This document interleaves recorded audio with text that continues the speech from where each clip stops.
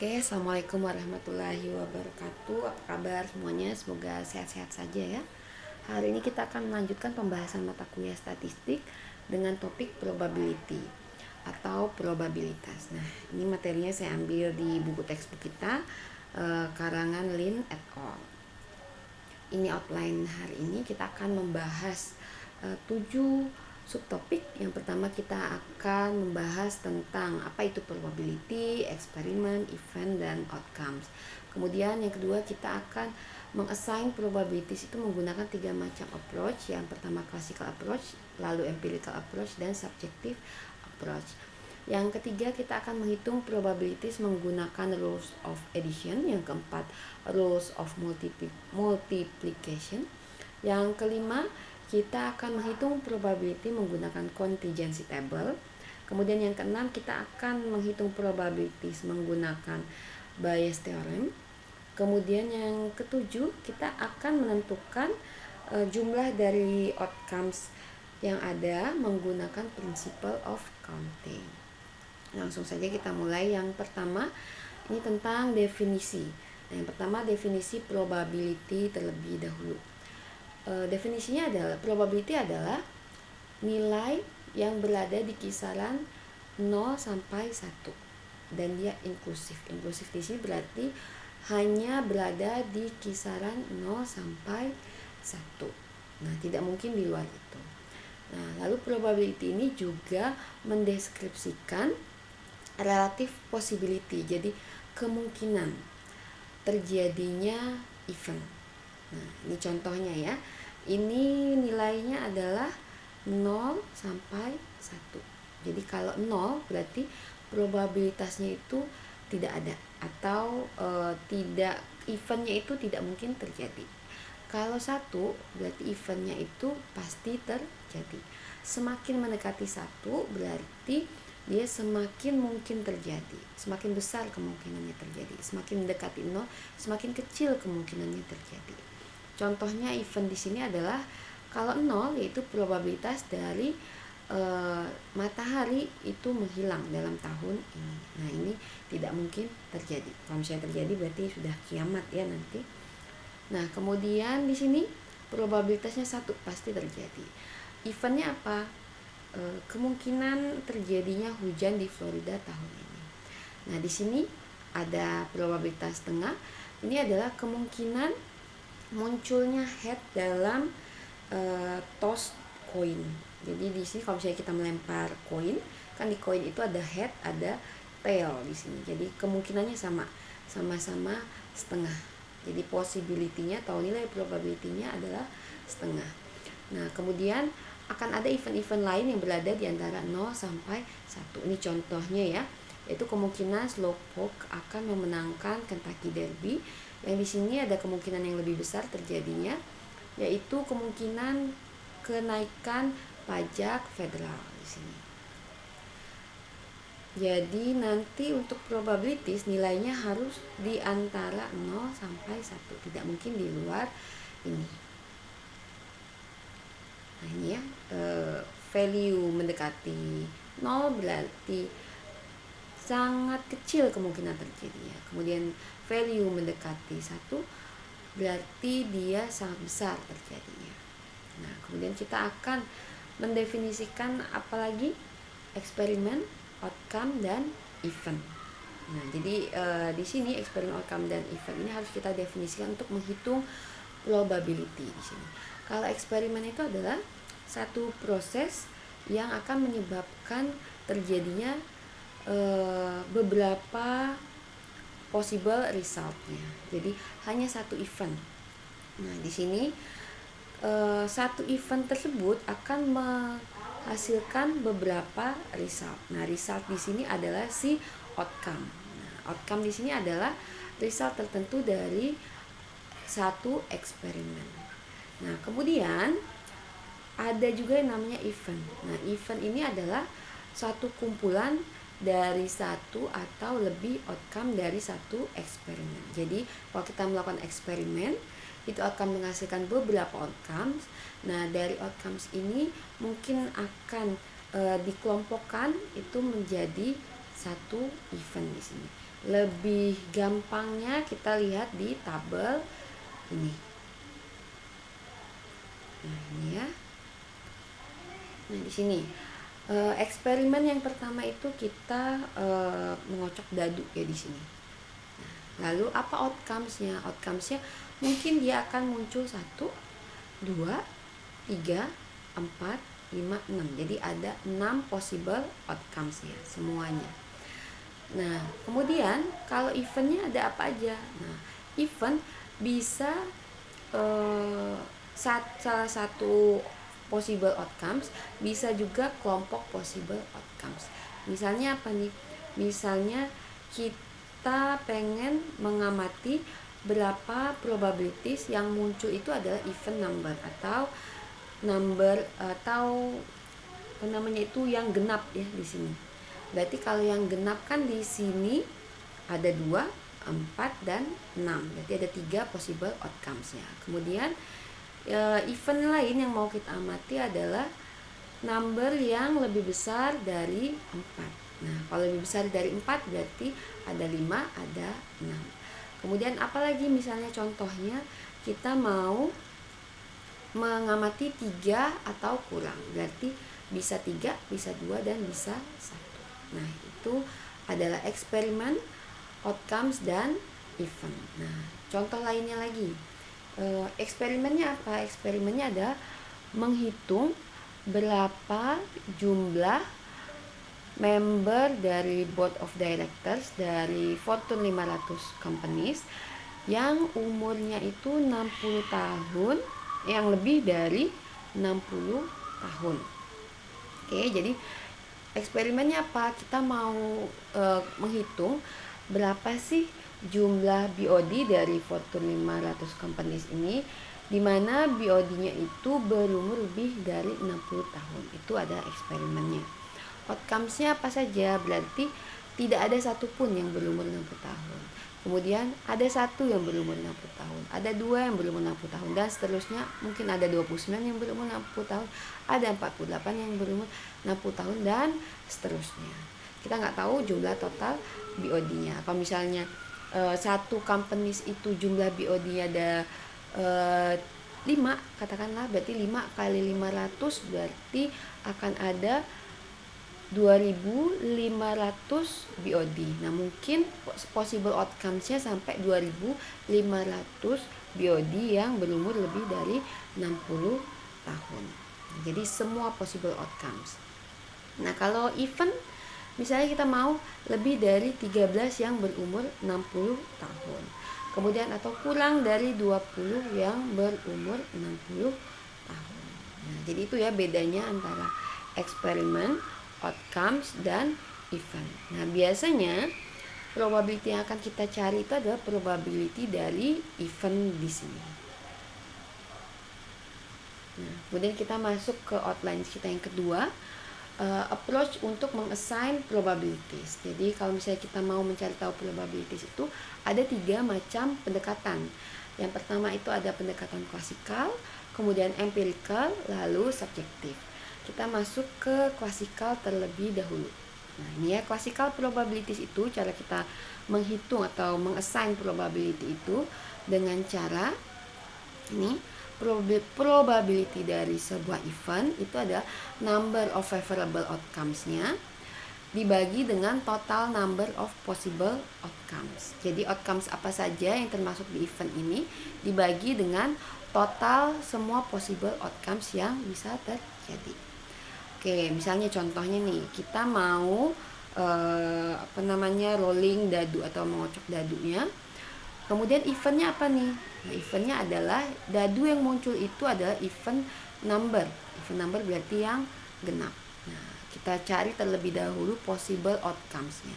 Possible outcomes-nya berarti yang muncul bisa 1, 2, 3, 4, 5, 6. Kan dadu punya 6 sisi ya.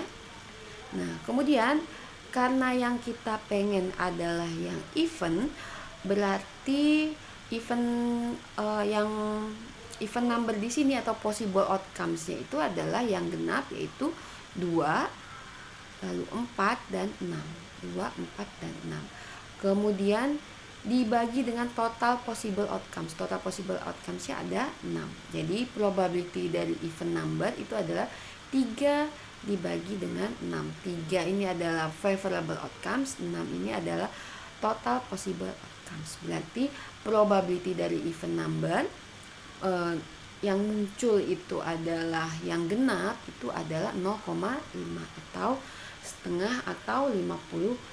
Nah, ini adalah metode yang pertama, yaitu classical probability.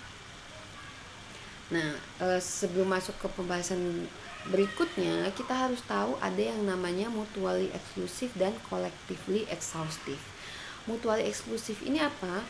Mutually exclusive itu adalah kemunculan satu event itu berarti tidak mungkin dibarengi dengan kemunculan event yang lainnya. Jadi event satu dengan event lainnya itu tidak mungkin muncul secara bersamaan. Nah, contohnya kalau misalnya yang dadu, dia adalah kemunculan angka dadu tadi, dia adalah mutually eksklusif. Jadi tidak mungkin tidak mungkin yang muncul itu 1 dan 2. Pasti yang muncul itu kalau nggak 1 ya 2. Nah, seperti itu ya, dalam satu dadu.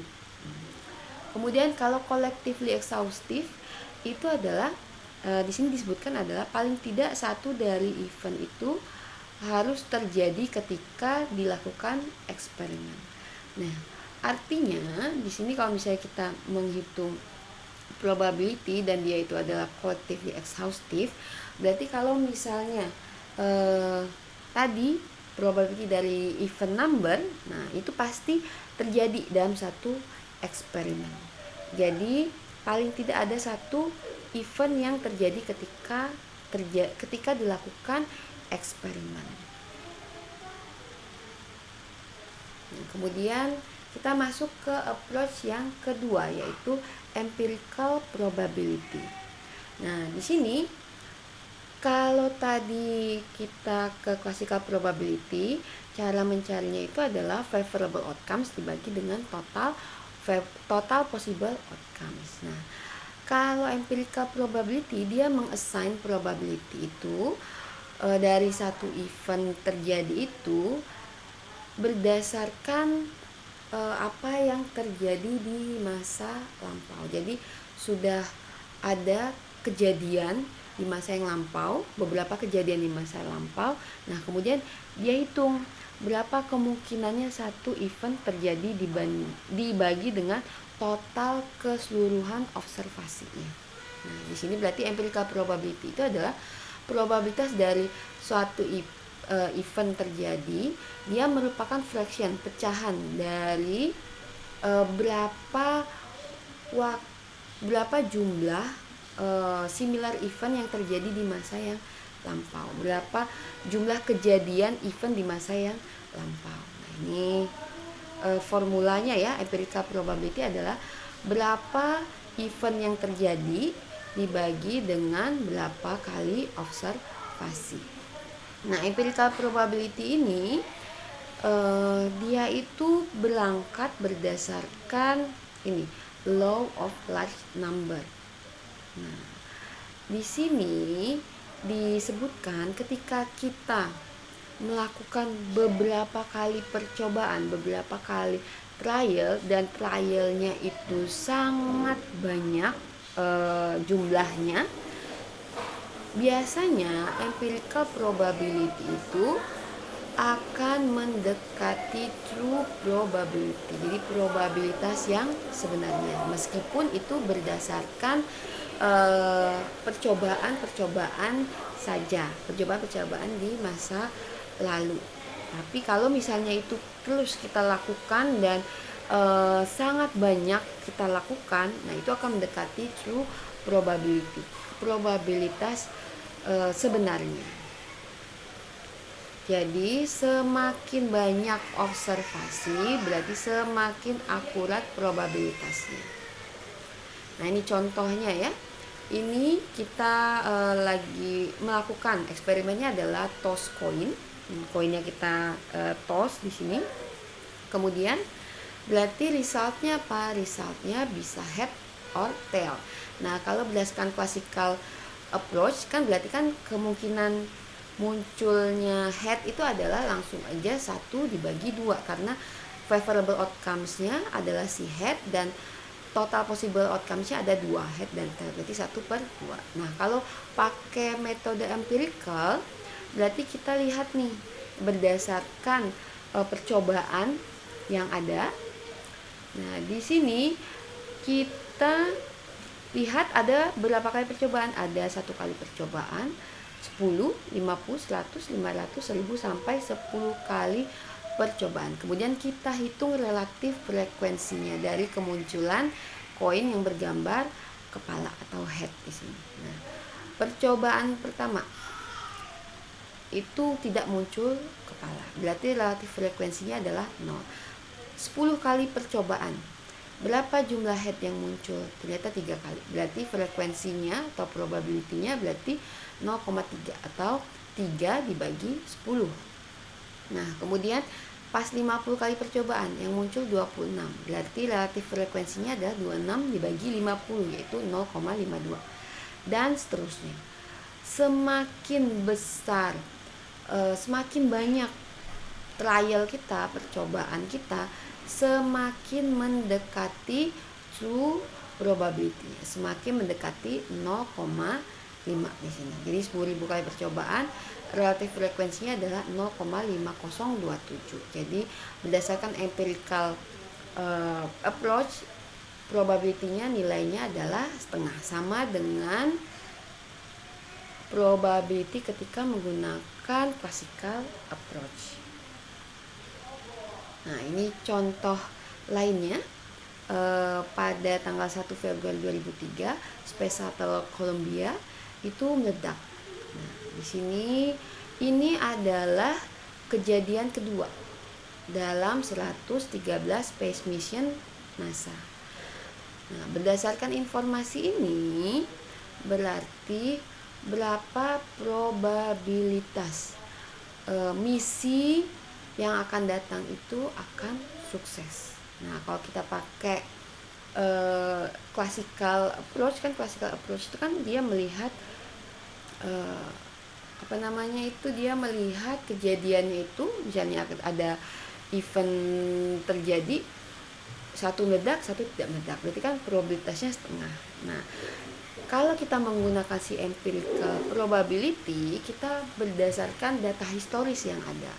Berarti probabilitas dari successful flight-nya adalah number of successful flight-nya, yaitu 113 dikurang 2, karena ada 2 yang meledak ya, yaitu 111 dibagi dengan total number of flight, yaitu 113. Jadi ada 98% kemungkinan penerbangannya itu, space shuttle-nya itu berhasil. Nah, ini cara menghitung probability menggunakan empirical probability. Nah, yang terakhir ini adalah subjective probability. Nah, kalau yang subjective probability ini, dia menghitung probability itu dari satu event itu berdasarkan penghitungan subjektif seseorang. Jadi individu tersebut mengassign satu nilai probabilitas dari satu event itu berdasarkan informasi apapun yang tersedia. Kenapa digunakan subjective probability? Biasanya ketika tidak ada data atau event yang pernah dilakukan di masa lalu, tidak ada no past experience or information yang tersedia untuk mengassign probability. Nah, namanya juga subjektif ya, dia berarti nilainya itu sangat subjektif berdasarkan individu yang mengassign nilai probabilitas tersebut. Nah, ini contohnya ya, kemungkinan New England Patriots ini akan bermain di Super Bowl next year, karena tidak ada data historis apakah si New England Patriots ini akan bisa bermain di Super Bowl. Kemudian ini kemungkinan kamu akan menikah sebelum umur 30 tahun. Nah, ini kan belum ada kan data historis apakah kamu sudah menikah sebelum 30 tahun. Jadi kamu sendiri yang akan memprediksi, oh iya kira-kira berapa ya probabilitas saya akan menikah sebelum umur 30 tahun. Kemudian contoh ketiga yaitu, nah di sini menentukan kemungkinan US budget deficit akan berkurang. Nah, akan berkurang setengahnya di 10 tahun yang akan datang. Nah, ini mungkin ditentukan oleh kebijakan pemerintah. Jadi subjective approach. Nah, kalau kita melakukan, kita mensummary-kan ya, bikin diagram summary-nya, approach probability ini ada yang objektif dan ada yang subjektif. Kalau objektif itu ada classical probability. Kalau classical probability ini dia semua outcomes itu bobotnya sama. Misalnya yang tadi ya, kalau koin akan muncul head ataupun tail. Jadi bobotnya sama, kemungkinan head dan tailnya. Nah, kalau empirical probabilities ini dia berdasarkan data historis yang sudah ada, beberapa kali percobaannya sudah ada. Kemudian dia melihat relatif frekuensinya. Berarti satu outcomes itu bobotnya tidak sama dengan outcomes yang lainnya. Tadi contohnya tentang space shuttle ya, ada yang gagal, ada yang berhasil. Jadi bobotnya tidak sama. Gagal itu adalah 2 dibagi dengan 113, sementara yang berhasil itu 111 dibagi 113. Itu adalah relatif frekuensi. Nah, kalau subjektif ini dia bukan berdasarkan data tapi berdasarkan informasi apapun yang tersedia di sini.